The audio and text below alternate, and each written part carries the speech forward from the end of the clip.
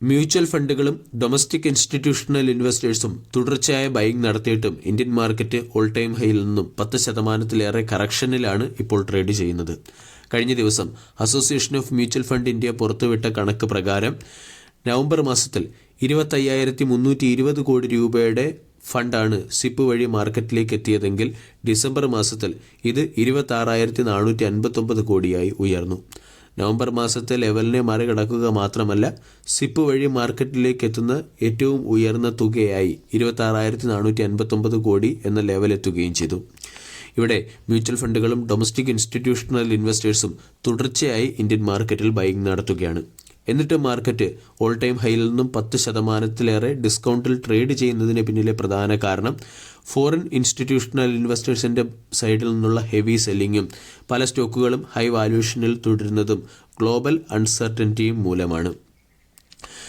IPOകളും QIPകളും മാർക്കറ്റിൻ്റെ ഒരു major liquidity absorb ചെയ്യുന്നു എന്നതായിട്ടും പല റിപ്പോർട്ടുകളിലും പരാമർശിക്കുന്നുണ്ട്.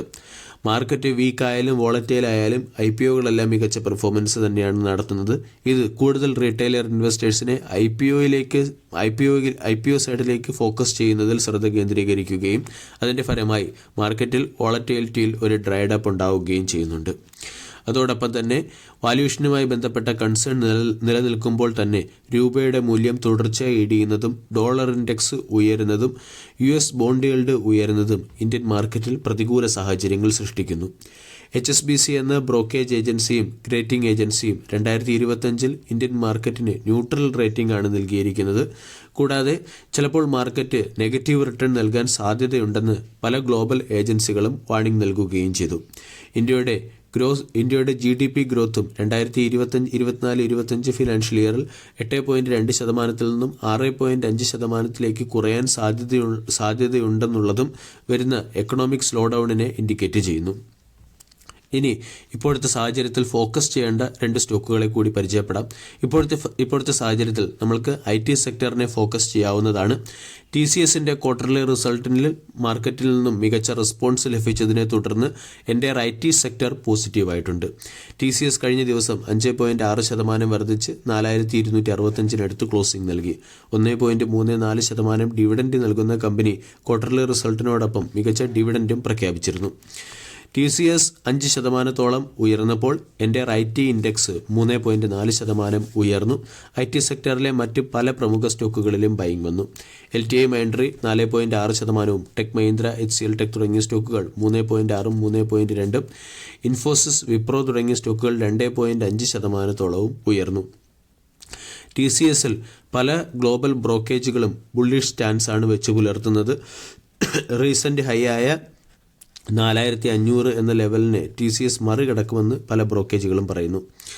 ICICI സെക്യൂരിറ്റി ബൈ എന്ന റേറ്റിംഗും 4,770 ടാർഗറ്റും നൽകി. നമൂറ ന്യൂട്രൽ എന്ന റേറ്റിംഗ് ആണ് നൽകിയിരിക്കുന്നത്. UBS ബൈ എന്ന റേറ്റിംഗും 4,750 ജെഫ്രീസ് ബൈ എന്ന റേറ്റിംഗും 4,760 രൂപയുടെ ടാർഗറ്റും CLSA ഹോൾഡ് എന്ന റേറ്റിംഗും 4,546 രൂപയുടെ ടാർഗറ്റും മോർഗൻ സ്റ്റാൻലി ഓവർ വെയ്റ്റും 4,660 രൂപയുടെ ടാർഗറ്റും TCSന് നൽകി.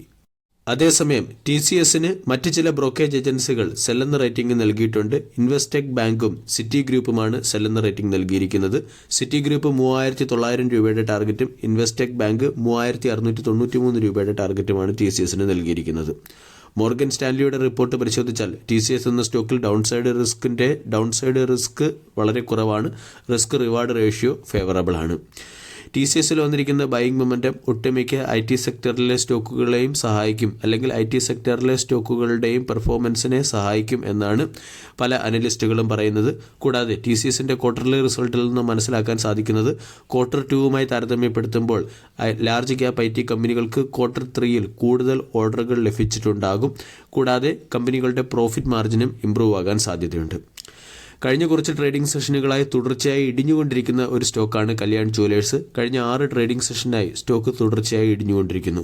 കല്യാൺ ജുവലേഴ്സിൻ്റെ ക്വാർട്ടർലി ബിസിനസ് അപ്ഡേറ്റ് വന്നതിന് ശേഷമാണ് സ്റ്റോക്കിൽ സെല്ലിംഗ് പ്രഷർ ശക്തമായത്. ക്വാർട്ടർലി ബിസിനസ് അപ്ഡേറ്റിൽ ഫെസ്റ്റീവ് ആൻഡ് വെഡ്ഡിംഗ് ഡിമാൻഡിന്റെ പശ്ചാത്തലത്തിൽ കമ്പനിയുടെ നെറ്റ് റവന്യൂ 39% വർദ്ധിച്ചതായിട്ടും സെയിം സ്റ്റോർ സെയിൽസ് ഗ്രോത്ത് 24% ഉയർന്നതായിട്ടുമാണ് രേഖപ്പെടുത്തിയിരിക്കുന്നത്. 2026 ഫിനാൻഷ്യൽ ഇയറിൽ 170 പുതിയ ഷോറൂമുകൾ തുറക്കാൻ കമ്പനിക്ക് പ്ലാൻ കൂടിയുണ്ട്. ഈ സാഹചര്യത്തിൽ ICICI സെക്യൂരിറ്റീസ് ഉൾപ്പെടെയുള്ള പല ബ്രോക്കേജ് ഏജൻസികളും സ്റ്റോക്കിന് ബൈ എന്ന റേറ്റിംഗ് നൽകിയിട്ടുണ്ട്. ICICI സെക്യൂരിറ്റീസ് 770 രൂപയുടെ ടാർഗറ്റാണ് നൽകിയിരിക്കുന്നത്. പോസിറ്റീവ് ഔട്ട്ലുക്ക് മെയിൻറ്റെയിൻ ചെയ്യുന്നുണ്ട്.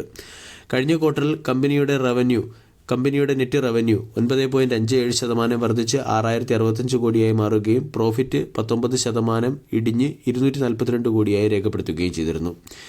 അതോടൊപ്പം തന്നെ കമ്പനിയുടെ ഓപ്പറേറ്റിംഗ് മാർജിനും 28.5% ഇടിഞ്ഞ് 3.99% രേഖപ്പെടുത്തിയിരുന്നു. കല്യാൺ ജുവലേഴ്സിന്റെ ക്വാർട്ടർലി റിസൾട്ടിൽ പെർഫോമൻസ് ചിലപ്പോൾ അത്ര മികച്ചതാകാൻ സാധ്യതയില്ല. ഇതിന്റെ പശ്ചാത്തലത്തിലായിരിക്കും സ്റ്റോക്കിൽ പ്രോഫിറ്റ് ബുക്കിംഗ് വരുന്നത്. കൂടാതെ പല മ്യൂച്വൽ ഫണ്ടുകളും കല്യാൺ ജുവലേഴ്സിന്റെ സ്റ്റേക്ക് ഓഫ്ലോഡ് ചെയ്തും തുടങ്ങിയിട്ടുണ്ട്. റീസെൻ്റ്ലി മോത്തിലാൽ ഒസ്വാളിൻ്റെ മിഡ് ക്യാപ് മ്യൂച്വൽ ഫണ്ടിൻ്റെ പെർഫോമൻസ് നമ്മൾ നോക്കുകയാണെങ്കിൽ, അല്ലെങ്കിൽ മിഡ് ക്യാപ് മ്യൂച്വൽ ഫണ്ടിൻ്റെ കോമ്പോസിഷൻ നമ്മൾ പരിശോധിച്ചാൽ കല്യാൺ ജുവലേഴ്സിൻ്റെ സ്റ്റോക്ക് ഓഫ്ലോഡ് ചെയ്തതായിട്ട് കാണാൻ സാധിക്കും. ഇതിൻ്റെ പശ്ചാത്തലത്തിലാകാം കഴിഞ്ഞ കുറച്ച് ട്രേഡിംഗ് സെഷനുകളായി തുടർച്ചയായ സ്റ്റോക്ക് ഇടിയുന്നത്. ബ്രോക്കേജ് ഫിമായ സിറ്റി ഗ്രൂപ്പ് സ്റ്റോക്കിന് ബൈ എന്ന റേറ്റിംഗും 810 രൂപയുടെ ടാർഗറ്റുമാണ് നൽകിയിരിക്കുന്നത്. കല്യാൺ ജുവലേഴ്സിന് മോത്തിലാൽ ഒസ്വാൾ എന്ന ബ്രോക്കേജ് ഏജൻസി 875 രൂപയുടെ ടാർഗറ്റ് നൽകിയിട്ടുണ്ട്. കൂടാതെ റെലിഗർ എന്ന ബ്രോക്കേജ് ഏജൻസി 700 രൂപയുടെ സെൻട്രം ബ്രോക്കിംഗ് ഏജൻസി 700 രൂപയുടെ ടാർഗറ്റും റെലിഗർ എന്ന ബ്രോക്കേജ് ഏജൻസി 700 രൂപയുടെ ഇമ്മീഡിയറ്റ് റെസിസ്റ്റൻസുമാണ് പരാമർശിച്ചിരിക്കുന്നത്. കല്യാൺ ജുവലേഴ്സ് 626 ട്രേഡ് ചെയ്യുന്നു. 700 പ്രധാനപ്പെട്ട റെസിസ്റ്റൻസായി വരും സമയങ്ങളിൽ പ്രവർത്തിക്കും. 600 ആയിരിക്കും സ്റ്റോക്കിൻ്റെ സപ്പോർട്ട്. 600 എന്ന സപ്പോർട്ട് നഷ്ടമായാൽ സ്റ്റോക്ക് 500, 525 തുടങ്ങിയ ലെവലുകളിലേക്ക് ഇടിയാനും സാധ്യതയുണ്ട്. വീഡിയോ എല്ലാവർക്കും ഇഷ്ടമായി എന്ന് വിശ്വസിക്കുന്നു. താങ്ക്